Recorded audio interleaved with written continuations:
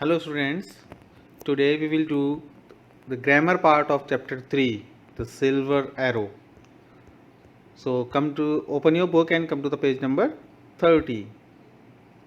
Underline the adjectives in this conversation. यहाँ एक conversation दिया है रॉबिन और कुक के बीच में, तो उन conversation के अंदर कुछ adjectives यूज़ किए गए हैं, तो आपको उनको underline करना है।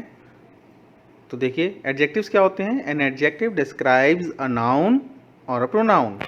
एडजेक्टिव्स किसी नाउन और प्रोनाउन को डिस्क्राइब करते हैं, डिस्क्राइबिंग वर्ड्स होते हैं। हमने आपको ग्रामर की क्लास में भी बताया था, a word that tells us more about noun और pronoun is called adjective. It can show quality, quantity and number. तो जो एडजेक्टिव्स होते हैं वो किसी नाउन की या प्रोनाउन की क्वालिटी बता सकते हैं, उनकी क्वांटिटी के बारे में बता सकते हैं, उनके नंबर के बारे में कि वो कितनी है। तो देखिए पढ़ते हैं। रॉबिन ने बोला that was an exciting morning, now it's time for some food, है ना। तो देखिए उन्होंने मॉर्निंग के बारे में बताया। मॉर्निंग कैसी थी? एक्साइटिंग। तो देखो मॉर्निंग तो नाउन है, अब नाउन कैसा है, यानी मॉर्निंग कैसी थी? एक्साइटिंग थी ना। तो आप एक्साइटिंग वर्ड को पहचान सकते हो कि ये एडजेक्टिव है, because this word is describing morning. Exciting जो वर्ड है वो मॉर्निंग को डिस्क्राइब कर रहा है, यानी मॉर्निंग के बारे में कुछ बता रहा है। तो ये हुआ एडजेक्टिव, आप इसे अंडरलाइन करेंगे। और ये मॉर्निंग की क्वालिटी बता रहा है ना। तो ये एडजेक्टिव्स ऑफ क्वालिटी हो गया। Now it's time for some food, food है ना, अब कुछ खाने का टाइम है। तो फूड कितना? सम, थोड़ा फूड, थोड़ा खाना। तो सम भी एक एडजेक्टिव है। अब ये फूड की क्या चीज़ बता रहा है? फूड की क्वांटिटी के बारे में बता रहा है। Now cook said where would you like to eat, आप कहाँ खाना पसंद करेंगे, है ना। Now Robin said let's eat under that shady tree there, it is large enough for all of us. तो देखिए ट्री को डिस्क्राइब किया यहाँ किसी वर्ड ने। क्या था वो वर्ड? शेडी, है ना, छायादार पेड़ जो होते हैं। तो ट्री कैसा था? Shady. Tree is noun and shady is adjective. और शेडी ट्री की किस चीज़ के बारे में बता रहा है? क्वालिटी के बारे में। ट्री किस क्वालिटी का है? शेडी है। Okay. Now cook said I will ask those young man to place the 4 benches and the high iron table there, है ना। तो देखिए यहाँ पर बेंचेस बिछाने के लिए बोला कुक ने। कितनी बेंचेस? 4 बेंचेस। बेंचेस को हम काउंट कर सकते हैं। तो ये 4 वर्ड है, ये बेंचेस को डिस्क्राइब कर रहा है कि बेंचेस कितनी है। तो 4 एडजेक्टिव हुआ। और ये कैसा एडजेक्टिव है? ये बेंचेस के नंबर्स के बारे में बता रहा है कि बेंचेस कितनी है। तो this is adjective of number. तो आपको ये सारी कन्वर्सेशन रीड करने हैं और एडजेक्टिव्स को फाइंड आउट करके उनको अंडरलाइन करना है। Then after write the adjectives from exercise A in the correct columns.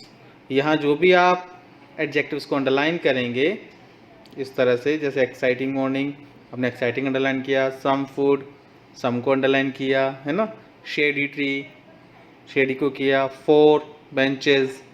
तो जब इनको आप अंडरलाइन कर लेंगे तो इन्हीं एडजेक्टिव्स को आपको यहाँ कॉलम में फिल करना है। जो एडजेक्टिव्स क्वालिटी बताते हैं उनको क्वालिटी वाले कॉलम में लिखना है, जो क्वांटिटी बताते हैं उनको क्वांटिटी वाले कॉलम में लिखना है, और जो नंबर्स शो करते हैं 4, 5, 6, 1, 2, है ना, उनको नंबर्स वाले कॉलम में लिखना है।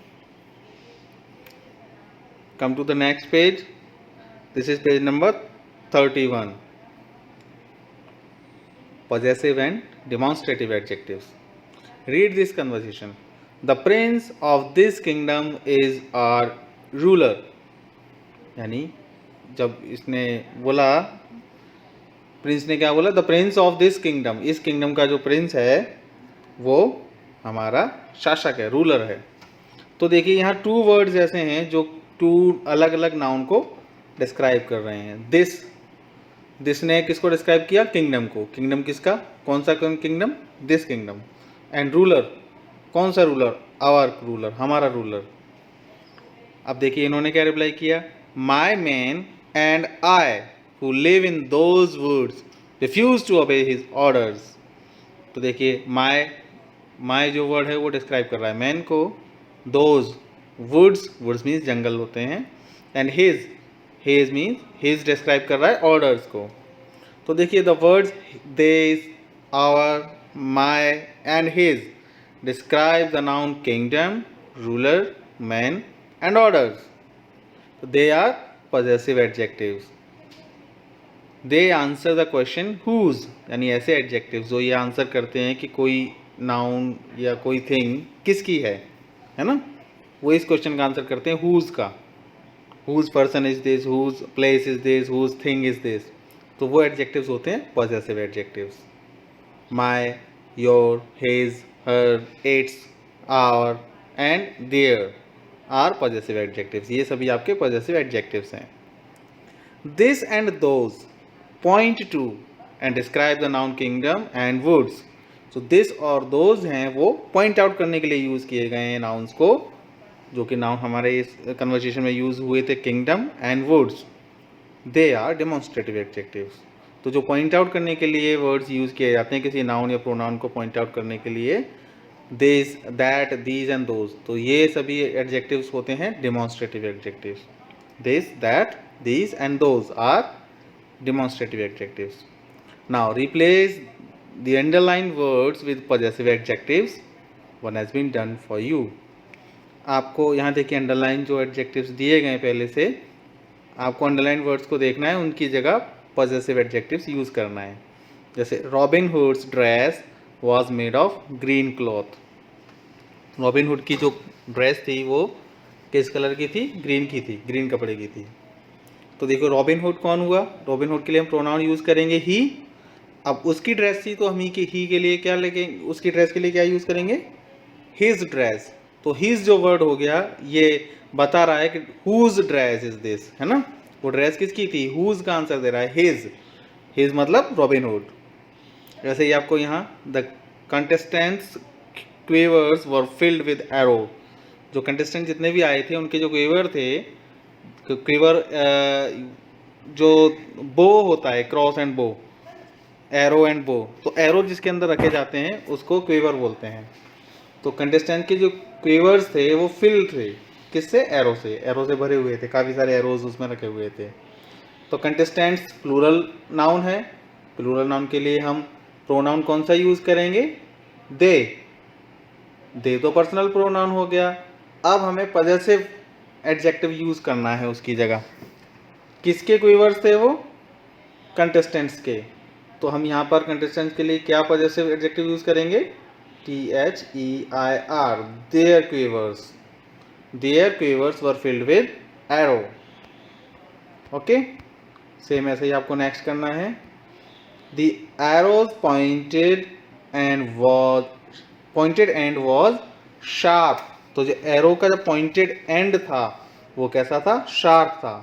तो एरो के लिए प्रोनाउन हम इट यूज करते हैं, तो एडजेक्टिव्स क्या बनेगा? It's. Its pointed end was sharp. Come to the next page. You are Robin Hood's prisoners now, said Robin Hood to the sheriff. Robin Hood के लिए Robin Hood का prisoners, it means किसका prisoner? His. Robin Hood के लिए pronoun हम ही use करते हैं, तो एडजेक्टिव बनेगा his prisoner. The guards' greed made them leave the sheriff alone. तो किसका ग्रीड था? लालच किसका था? गार्ड्स का. कई सारे गार्ड्स थे, तो गार्ड्स के लिए हम क्या पॉजेसिव एडजेक्टिव यूज कर सकते हैं? वो कई सारे गार्ड्स थे इसलिए their greed made them leave the sheriff alone. Next one, Robin said the sheriff will live in my and my man's home in the woods. अब कोई व्यक्ति अपने लिए यूज़ करता है माई एंड मेरे और मेरे आदमियों के घर में, तो उसके लिए क्या हम यूज़ कर सकते हैं? प्लूरल हो गया ना, माई एंड माई मैन्स होम. मेरा और मेरे आदमियों का घर, तो किसका हो गया? हमारा घर. तो उस होम के लिए क्या पॉजेसिव एडजेक्टिव यूज़ करेंगे? OUR, our home in the woods. तो आपको ये एक्सरसाइज इस तरह से फिल करनी है. यहाँ सेंटेंसेस लिखने आपकी बुक में ही फिल कर सकते हैं आप. Then after exercise D, choose the correct words to fill in the blanks. यहाँ आपको 2 वर्ड्स दिए गए हैं, आपको करेक्ट वर्ड चूज़ करना है. Dash forest is called Sherwood forest. कौन सा फॉरेस्ट? अब आपको नाउन देखना है. नाउन अगर सिंगुलर है तो आपको दिस या दैट का यूज़ करना है. अगर नाउन प्लूरल आता है तो आपको दीज या दोज वर्ड का यूज़ करना है डिमॉन्स्ट्रेटिव एडजेक्टिव्स का। तो आप बता सकते हैं फॉरेस्ट सिंगुलर नाउन है, तो इससे पहले हम क्या यूज़ करेंगे, दोज या दैट? हमें यूज़ करना है यहाँ पर that. That forest is called Sherwood forest. Okay, now come to the next topic, degrees of comparison.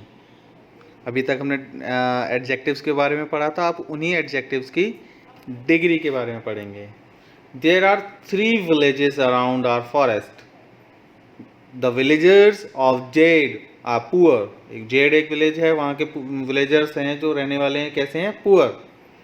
And the villagers living in Ark are poorer than them.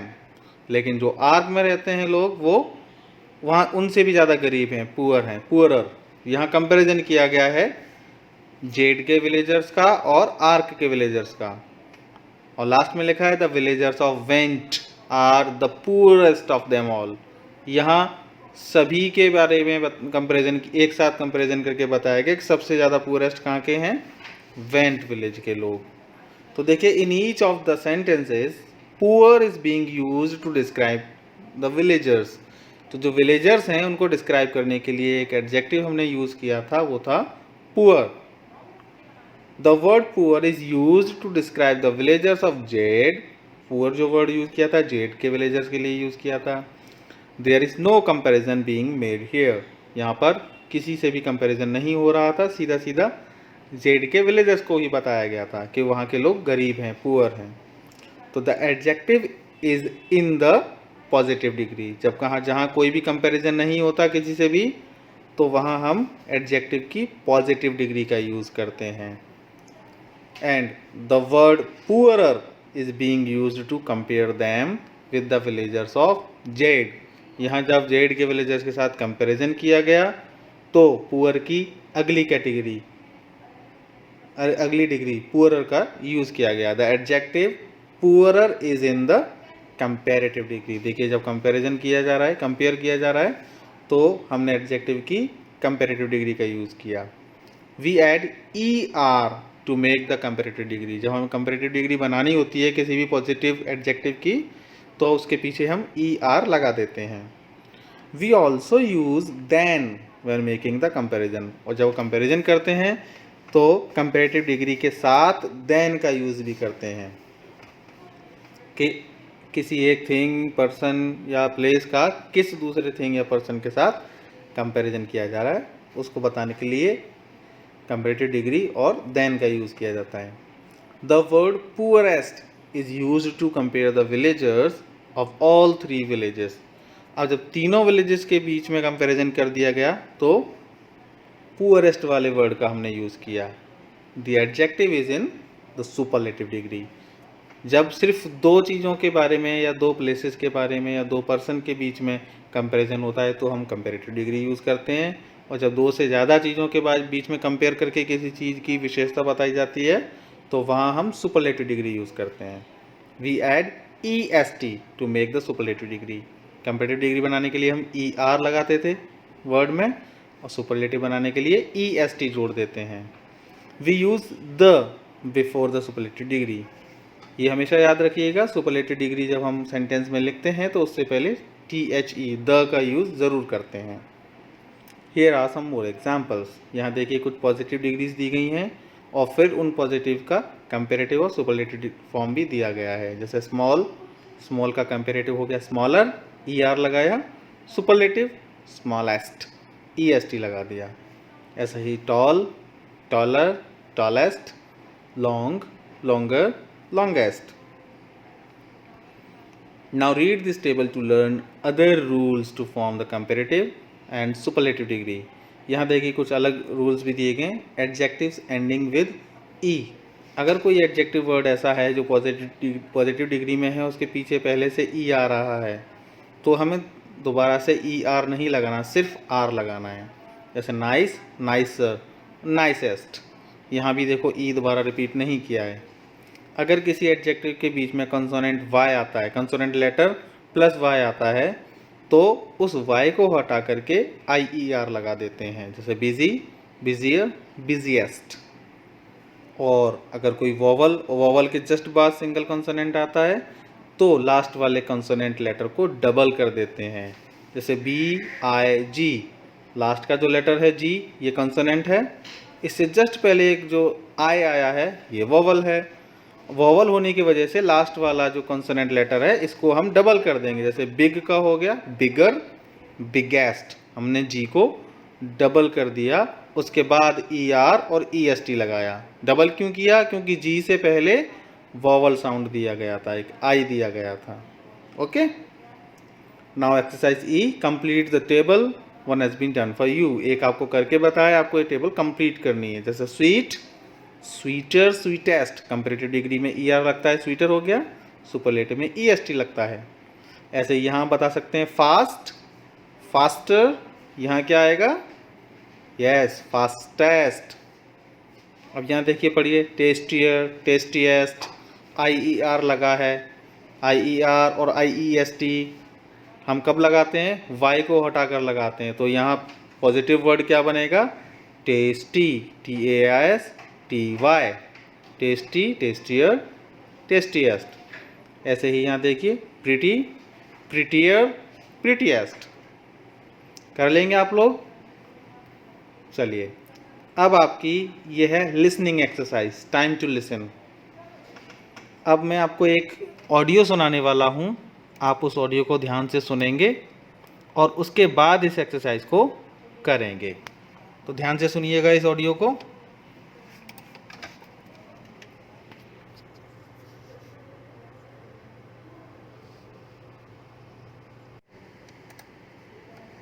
In the story, Robin Hood won the archery contest. Now listen carefully to the results of 2 other contests and fill in the missing information. In the archery contest for boys, Tim got 1,564 points. Tim got the first prize. Jay got 1,558 points. Jay stood second and Ralph stood third in the competition. Ralph got 1,556 points. In the 200-meter race for girls, Neha stood first. Neha also won the 100-meter race for girls. Neha completed the race in 23 seconds. Sally completed the race in 24 seconds. Sally got the second place and Ritu came third in the race. Ritu finished the race in 25 seconds.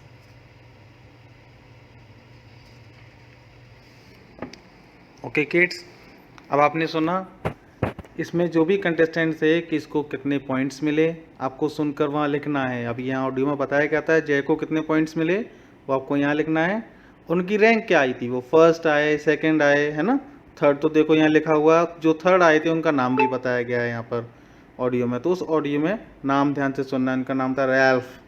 अगर आपको समझ में ना आए तो मैंने ये लिख के बता दिया, RALPH, रैल्फ। रैल्फ नाम था जो थर्ड आए थे कंटेस्टेंट। तो इसी तरह से आपको ऑडियो को ध्यान से सुनकर जहाँ नेम नहीं लिखा है वहाँ उनका नेम लिखना है, जो थर्ड आए हैं, कितने पॉइंट्स मिले उनके पॉइंट्स लिखने हैं और उनकी रैंक लिखनी है। सेम ऐसा ही आपको इस टेबल में भी करना है। Okay kids, complete these exercises in your book and we will meet in the next class with the new topic. Till then, bye bye.